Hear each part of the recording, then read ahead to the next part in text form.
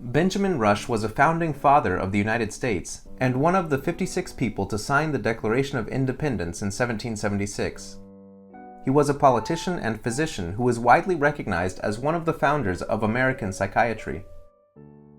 Although he appreciated various aspects of different denominations in his day and described his religious views as a compound of the orthodoxy and heterodoxy of most of our Christian churches, he came to believe in Universalism through the influence of his friend Elhanan Winchester, a preacher who helped found the Universalist denomination in the USA.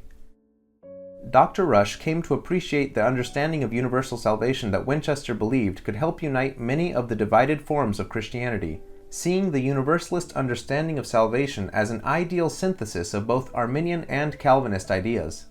Dr. Rush writes, "I was baptized by the Reverend Ennius Ross, an Episcopal minister, and heard divine worship for the first time in Christ's Church in Philadelphia.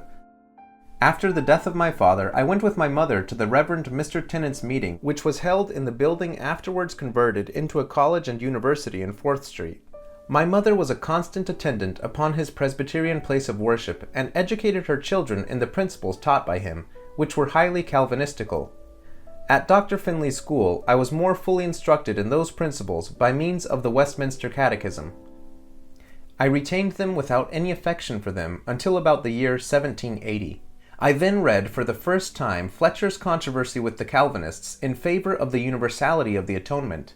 This prepared my mind to admit the doctrine of universal salvation, which was then preached in our city by the Reverend Mr. Winchester. It embraced and reconciled my ancient Calvinistical and my newly adopted Arminian principles. From that time I have never doubted upon the subject of the salvation of all men. My conviction of the truth of this doctrine was derived from reading the works of Stonehouse, Sigvold, White, Chauncey, and Winchester, and afterwards from an attentive perusal of the Scriptures. I always admitted with each of those authors future punishment, and of long duration."